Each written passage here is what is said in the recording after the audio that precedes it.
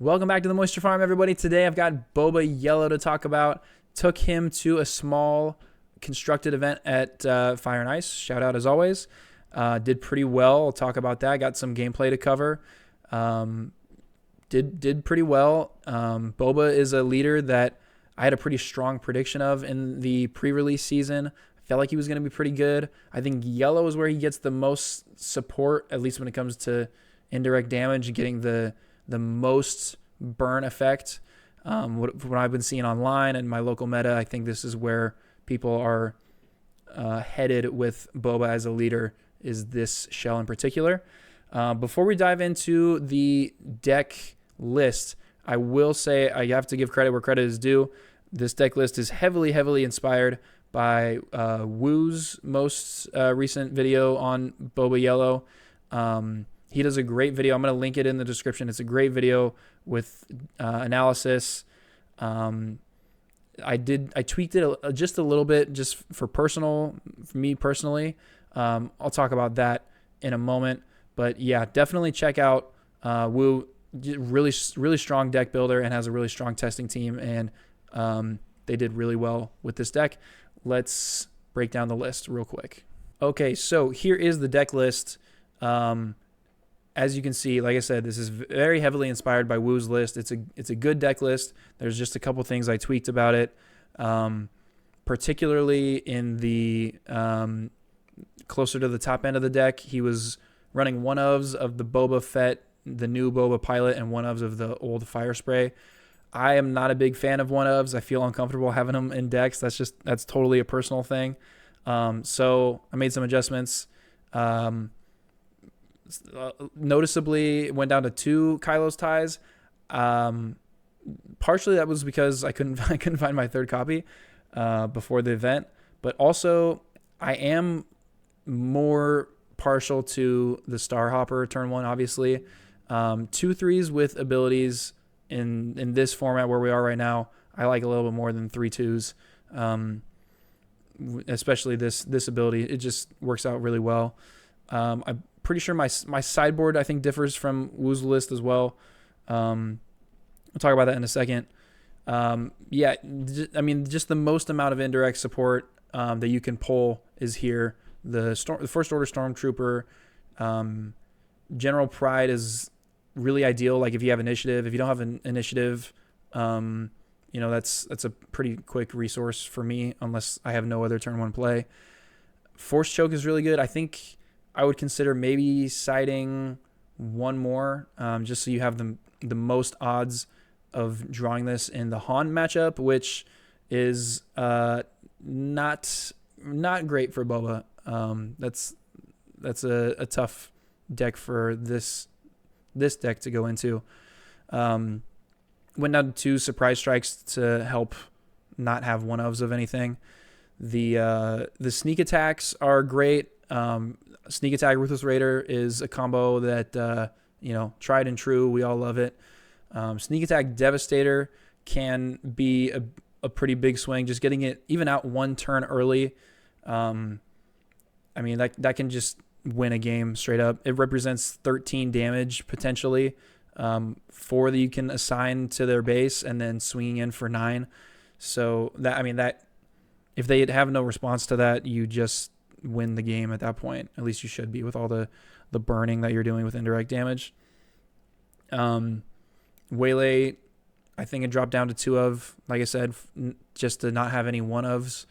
The Boba Fett unit, I'm not 100% sold on this card in this deck yet. I do think it helps with Han, and that's the reason why it's in there. I love the Droid Missile platform. Guerrilla Soldier is like the most ideal turn 2. That card is so good. There is an almost guaranteed chance that if you play this on turn 2, especially if you have initiative, that this thing is going to ready, which, against Jango isn't like the biggest deal because he'll find a way to tap it down, but still, like, that's just a really strong play that you have access to, and it triggers your leader ability. So you're throwing in 1 more damage. Triple Dark Raid, a lot's been said about that. That's just one of the best events in the game right now. We've got a lot of space units, a lot of vehicles to support that. The new Feds Fire Spray is insane in this deck.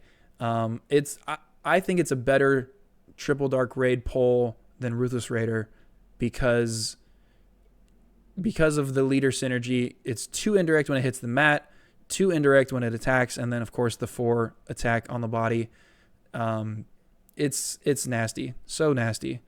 IG 2000 is batting fourth in the lineup, if you know what I mean. He's the cleanup guy, doing indirect damage for 3 rounds, two rounds, and then putting down IG 2000 to just kind of clean up all of those units that your opponent has like put to 1 remaining, soaking up indirect damage, pings them all, wipes the board. Fantastic.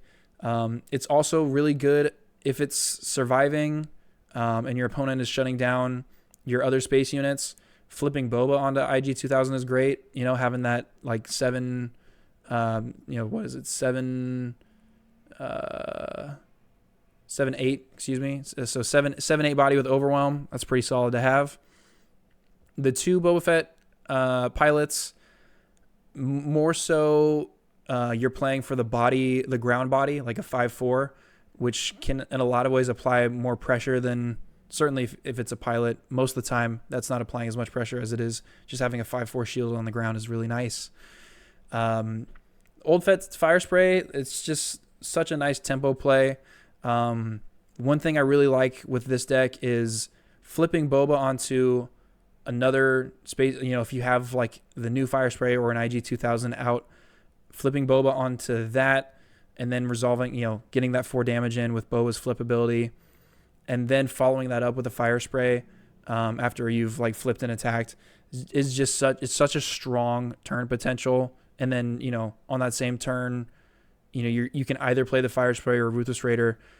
Just a pretty pivotal round in the game in general, but in this deck you can get some real nice swing plays out of it. The Devastator is obviously, the Boba's best friend, dream come true, the finisher of all finishers. We love it. Play 3 of it because you have ways to get it out early with Triple Dark Raid and Sneak Attack. So, paying 3 for it is, or having 3 copies of a card in the top end like that, you don't feel bad about it at all. Sideboard, we're going 2 Confiscates. I think that you could swap in Bamboozle for that maybe in this, because with the discard you obviously don't have to pay that aspect penalty. So I think Bamboozle probably like goes above Confiscate as time goes on.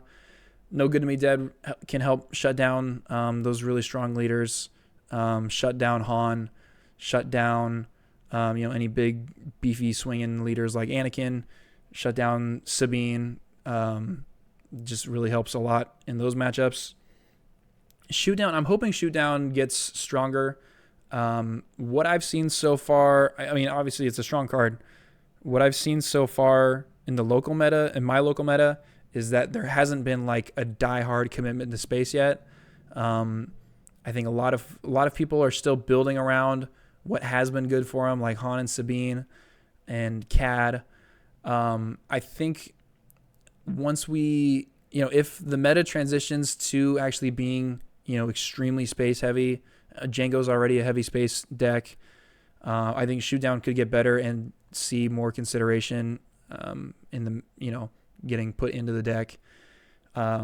Sham, I haven't been able to really test this out yet, but I feel like that's just good to have for the Han matchup.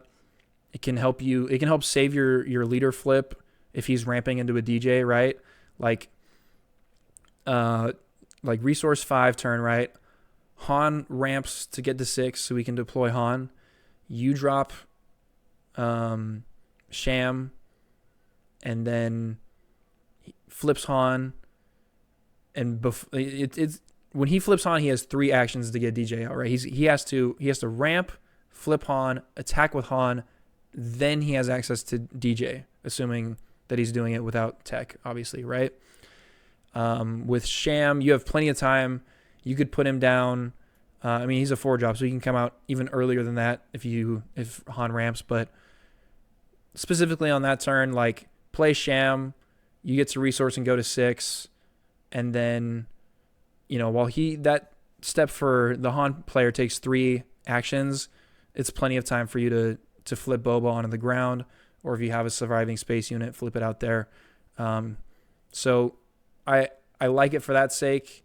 I haven't really gotten a whole lot of Han work in with this yet, so we'll see if that stays around. And then the Vader, I think, is just, once again, one of those that's more for the body on the ground. I think like index like Piet, that you're just having big space units, big space sentinels that you can't get around, the interdictor, and then, devastators late in the game, stuff like that. Putting a lot of pressure on the ground arena can be something that your opponent has to try to play into, and in certain matchups that can be really hard for them. So I like the body for Vader for 6. Once again, before we get into the gameplay, please check out Woo's video. He does a lot more of the deck analysis and the matchup analysis. It's a fantastic video. Let's jump into some gameplay though and really see how this feels when it hits the mat, because I really didn't know like how this really plays until I took it and put card to mat, and was impressed, pleasantly surprised. So let's dive into that gameplay. All right, so my round 1 is against a Palp Colossus, which I feel extremely favored into. Even though Colossus has that extra 5 base damage, this is a control deck that does not want to play a lot of units necessarily, and it's just the perfect situation for Boba to just walk in and start throwing a whole bunch of indirect to face. So I'm looking to apply pressure really, really early with especially having initiative and playing Pride turn 1. Lots of pressure to be placed here. So definitely want to get in that damage. So it's 2 to base and 2 indirect, and then Boba's throwing in 1 more. So yeah, that's a pretty ideal for us for what we want to do against Colossus, and villainy Colossus for sure. He's gonna throw a couple onto Inferno 4 to obviously stabilize a little bit. He's not particularly worried if Inferno 4 dies, because it he gets to filter his deck a little bit. Droid missile platform for 3, just putting up a real aggressive front. He can trade right into it, run his effects. It dies into an empty board, so that 3 indirect just goes straight to face. And now we're going into 4 resources. He's got an empty board and 6 damage and none on me, and I've got my turn 1 play in. So like feeling really good about this.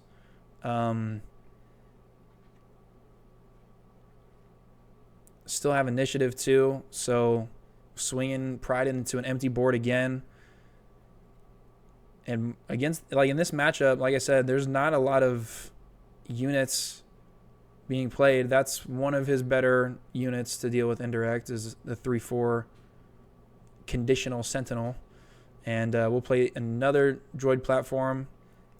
He'll bring down Krennic, hopefully use that to get more units out cheaper to soak up some of that indirect and try to stabilize. Not that he's in any crucial danger right now. I mean, I am up 11 damage, but he's built for the long game, and he does not have any card draw with his Colossus, which is not ideal for him, especially because he just played 2 cards in the previous phase. So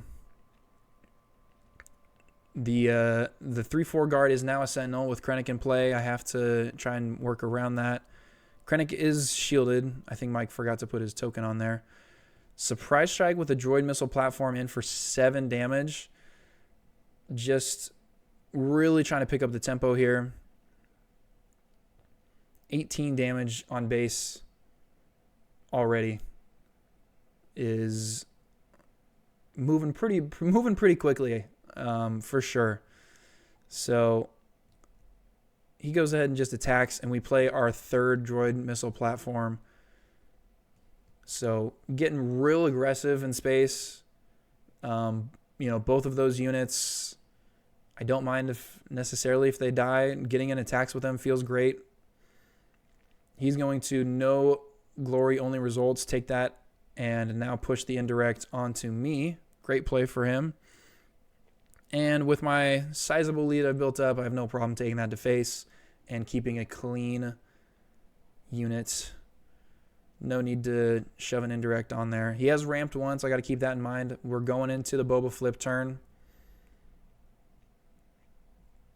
Eventually I get Mike to put that shield token on Krennic because it is there. I know I do. I promise. You can see I've got a gorilla soldier in my hand, which, he's got some options to soak up indirect. So that's not an ideal play for me. I am on the flip turn. I don't mind. There's the shield token. There it is. I don't mind flipping Boba onto a droid platform. It's still, it's a solid unit. It's a pretty aggressive play. He's going to pay 1 for the 2-1 that makes a token on defeat. Pay all 6 for Ruthless Raider. Get to take out that Sentinel. Not bad at all. Or no, sorry, it doesn't die yet because Krennic's in play. So, yeah. Does not die yet. But if Krennic were to be removed at this board state, it would die. So I'm pretty much contemplating the Boba flip here. He gets to play a resupply carrier, so now he has ramped twice, which puts him at 8. So for me, with this, he's ready to flip Palp. He's tapped out, so he can't get any free pings in on my spaceport. I would much rather lose the droid platform than the Ruthless Raider. So I will make sure he cannot steal the Ruthless Raider by flipping Boba onto him. At least as long as, unless he deals with that upgrade somehow. Decided to take out the 2-1 and give him his droid. Mostly I just didn't want anything to have access to trading into my spaceport or putting damage into my spaceport. So yeah, he can have a 1-1 token, get rid of a 2-1 ship. Feels A-okay to me. And, it's a tough spot for him because he has resources to flip Palp and does not have a board state which he can do that. I'm up to 24 damage on his base, which, I still have 11 to go. Showing some pretty strong units on my spaceport. But you can see just how much that burn damage really, comes into play in that early game, how much that adds up. Now that we're into, the mid-game where we've got bigger units, more impactful units being played, that lead is, 19 damage lead. As long as I can just keep that tempo up and not fizzle out, then I'm going to be in good shape.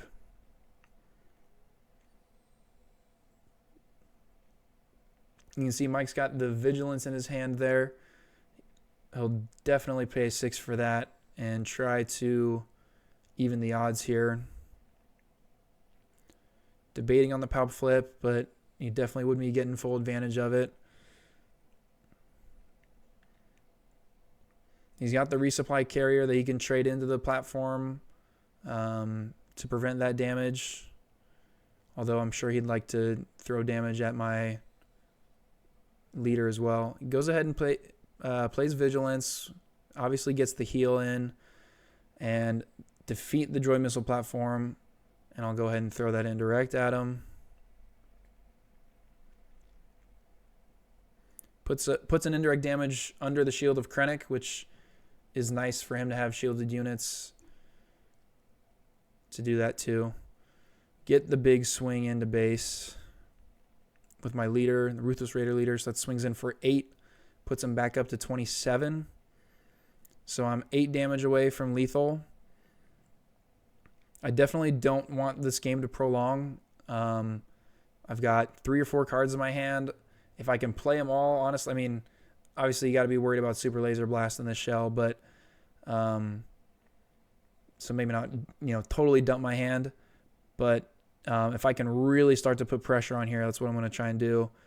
IG 2000 does a great cleanup work, takes out the droid, pops the shield of Krennic, gets rid of the resupply carrier, and play the Guerrilla Soldiers. And some of it definitely has to go on base, because if he takes out Krennic with it, there's still 2 damage left. And yep, that swing puts in indirect to base and then gets to ready and swing in for 2. So now he's up to 32 damage. He's got to find an answer here, a big sentinel or something to shut down my space board. And he does not have the answer. He was trying to play Annihilator, just couldn't get it out in time. And as you can see, the burn damage just really caught up. This matchup I took 2-0, just was able to apply a lot of that pressure early. Went on to round 2. All right, so my next opponent is a Palp Yellow. So 2 Palps in a row. I do feel like just because of that late Palp flip, I do feel like I'm still favored in this matchup. Definitely favored less than blue. Palp Yellow has a lot of more tricky options. Definitely a lot better options in early game. A lot of disruption with like Bazine, and you can see he's got that phase 2 Sentinel right there. Cartel Spacer. If that ability is able to hit, there's just a lot of good stuff there for him to stabilize like early mid game. And then in the top end, curve is absolutely disgusting, which we'll get there. Got the Star Hopper out turn 1. I love that. Even against a 2-3 on the other side of the board, I feel totally cool about that. He's going to resupply right away. He's going to go ahead and get that ramp in. You see I've got the Guerrilla Soldier. Guerrilla Soldier is the perfect response to on-curve resupply. Making sure that you can push that tempo and work on, just match that advantage that they're getting by ramping, by, bringing them closer to death, right? So for Guerrilla Soldier, I always make sure that the card resolves and then activate Boba, just so we don't get confused where the indirect's coming from and ready him improperly. So he makes sure to, in this case, he put it all on base anyways because of he doesn't want to lose the spacer. But yeah, I've already pushed across 8 damage on base, going into 4 resources. He does get to play OB from ramping. It clears my board. I've got indirect triggers on defeat, which he can throw an indirect on the Cartel Spacer without him dying because it's a +2/+2 buff. I definitely don't want to play something into Cartel Spacer that'll just die. Now he's given it, enough damage to die. So I put the Stormtrooper down and kind of try to, encourage him to swing Cartel Spacer in, which he does. And then I'll play Triple Dark Raid after that to find something to push tempo, regain that sort of tempo control. Come out with a droid missile platform. That's great. That's just a nice 4 damage that I can throw across there to kind of, make up for the loss of OB a little bit. I do have to try and reclaim the board now. One thing I have noticed about Boba is losing board control is relatively easy to happen because you're playing lower statted units that have these indirect abilities. But it hurts when it does happen. So keeping these units on board is super important and pays off very well. He's going to go down with a Salacious Crumb, heal the damage. I will ignore Salacious Crumb, put 2 into base, get some indirect triggers, get another one from Boba. He can throw a little bit onto Crumb. It's a good unit to have eat a couple indirect damage as you're bouncing it in and out of your hand.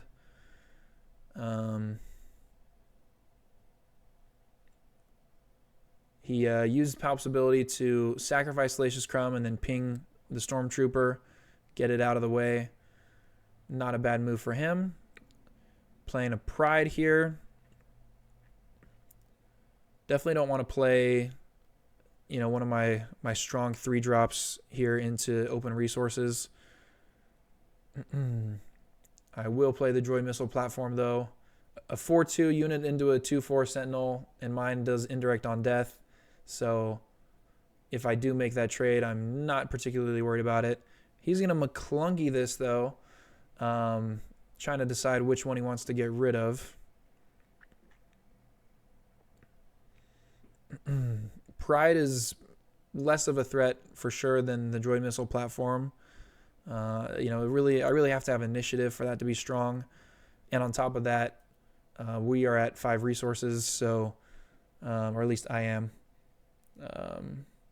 So we're right on the cusp of Boba flip.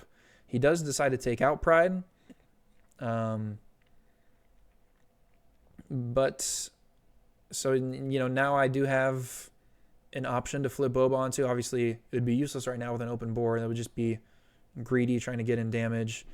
The one, with all these pilot leaders, the one thing I do like about Boba is it's valuable to flip him onto an exhausted space unit to get, if you can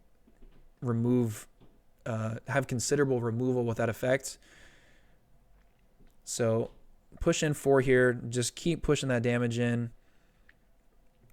Pretty good lead for now, but we are starting to creep into the high resources, so I want to try and pull away with this as soon as possible. He's going to commandeer the Droid Missile Platform. As you can see, I've got a Ruthless Raider in hand. I feel pretty good about playing that. I will have to do some indirect to myself. Ruthless Raider does trigger Boba's ability, so I can throw an indirect onto base when that happens.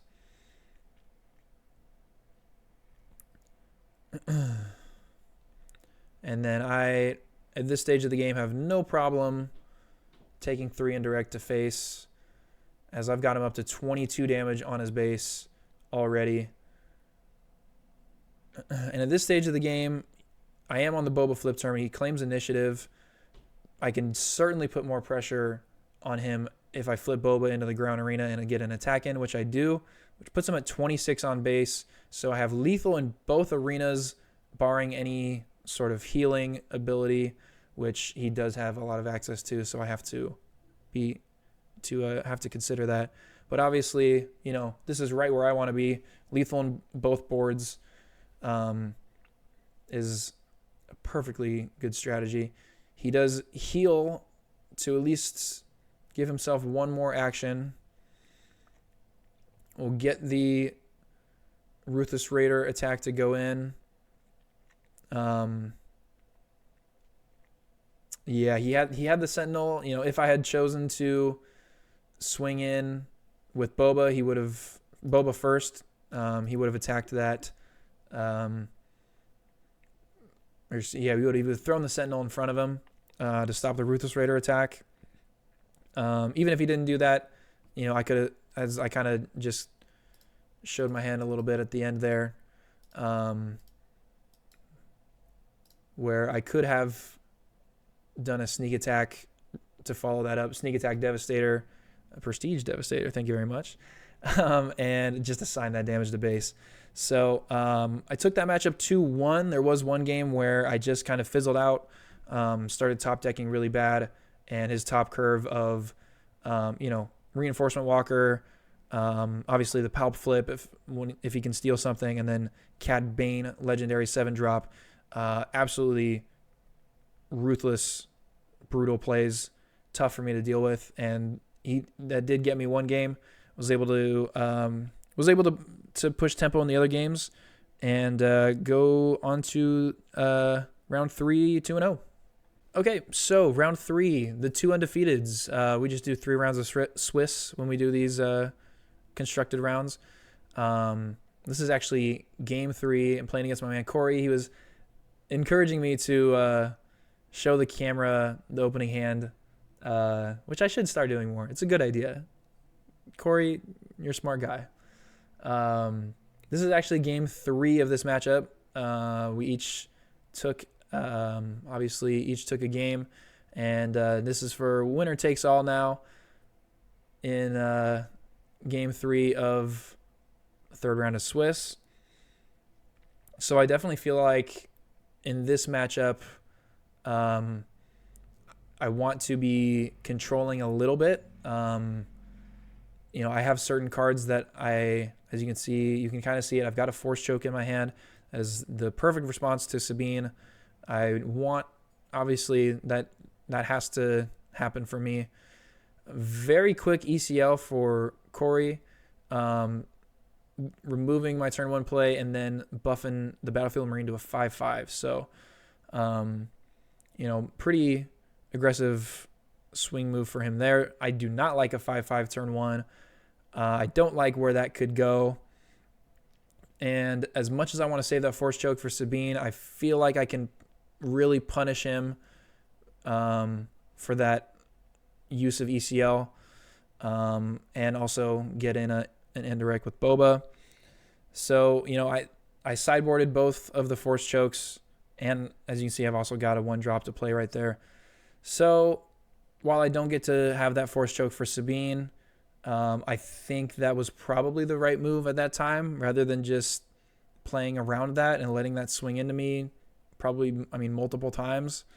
I suppose I could have tried to put that Stormtrooper down and then Surprise Strike in. I didn't know I was going to top deck Surprise Strike, right? So, just little things that you just lay in bed at night and think about every single time you go play competitive, right? He plays a 3-2. I play the 2-3. That's my favorite right now.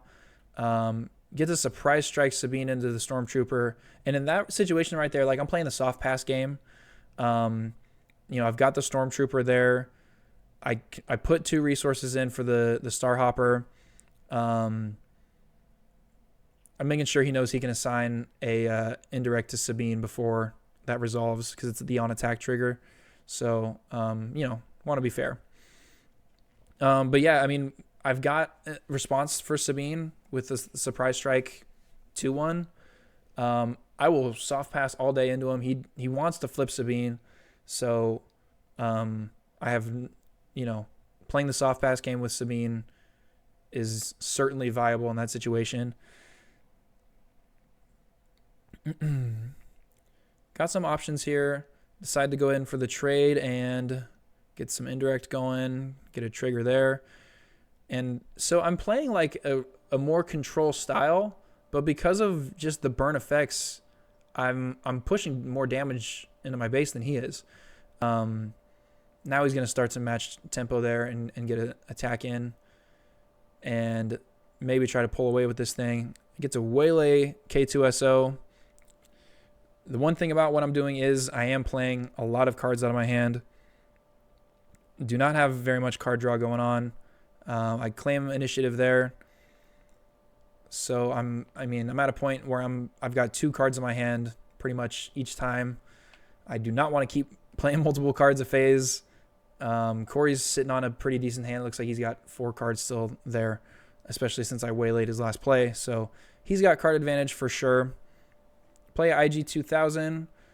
Get to trigger Boba's ability here. So, you can play a more controlling style with Boba using, damage removal. A Fleet Lieutenant Battlefield Marine is certainly going to help swing damage in his favor. And a Boba flip wipes his board. I know that happened kind of fast. But, 3 from Fleet Lieutenant and 1 left remaining on the Battlefield Marine is a perfect Boba flip for me. Gets to remove his board.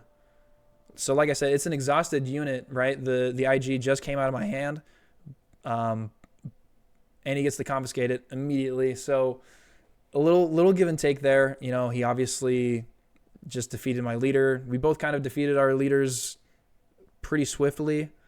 But it felt like, removing that board state with the Boba flip feels like a good trade. And now I've got an overwhelm unit that I can send into this A-Wing, push across even more damage. And now he's got an open board he's got to play resources into. This is an updated Sabine build. I know that he has new cards in here if we haven't seen any already. But I don't think there's enough space to really combat what I'm trying to do here. Ruthless Raider coming down, putting 2 damage into K2, and the Sundari Peacekeeper is a great stabilization tool for him. I will empty my hand to Daring Raid the K2SO, just get that attack out of here. Obviously, he's going to try and push that damage. I have no cards in my hand, so that either ability from K2SO, not much of a choice.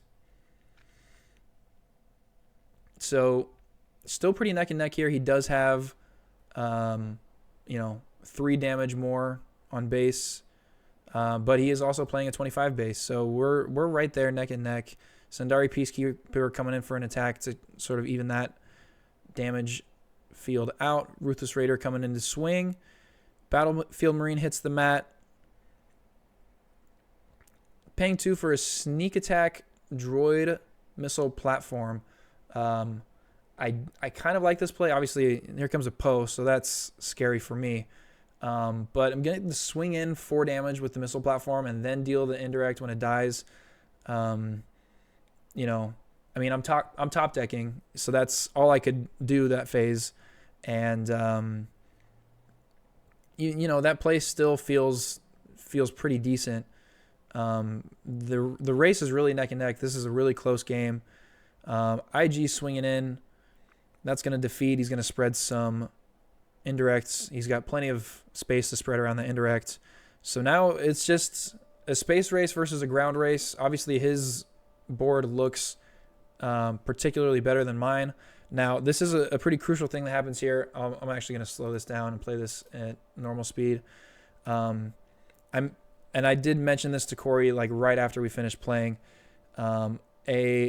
A misplay that, Sabine players pay attention to this. I think right here at this board state, right, he's got me to 17.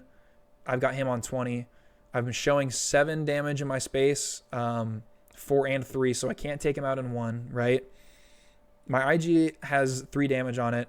So for him, a swing with Poe and a discard puts me to 23 damage on base and eliminates a unit, which is definitely the more ideal play.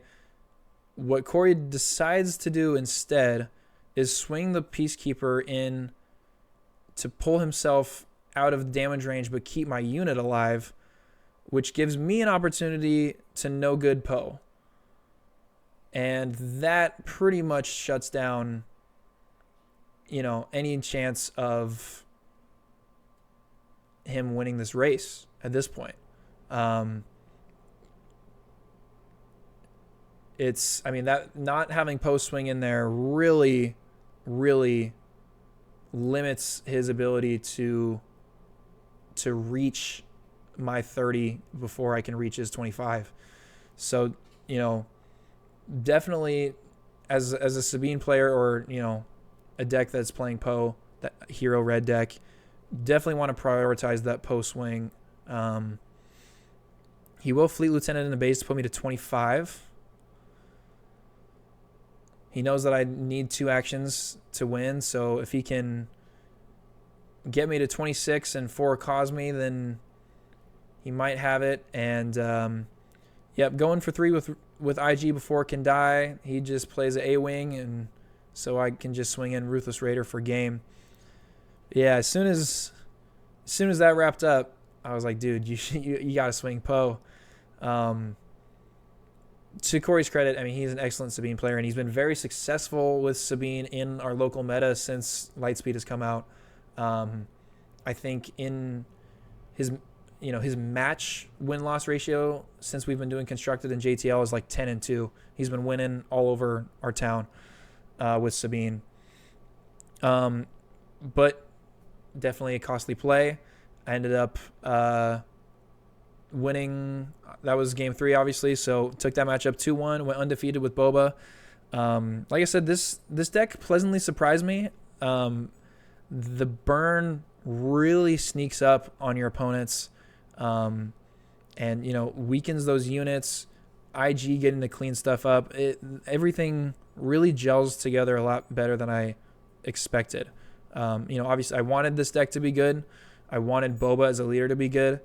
And I think time will tell. I think as competitive players, once we get more used to indirect damage, and might be able to more strategically assign it and, create tougher spots for Boba decks to navigate. But I'm gonna probably stick with this deck. Give it a little bit more, competitive testing. Bring it to some bigger events and see how it does. Let me know what you guys think. Once again, go watch Woo's video on this deck. It's fantastic. Link will be in the description. And as always, I'll see you guys next time.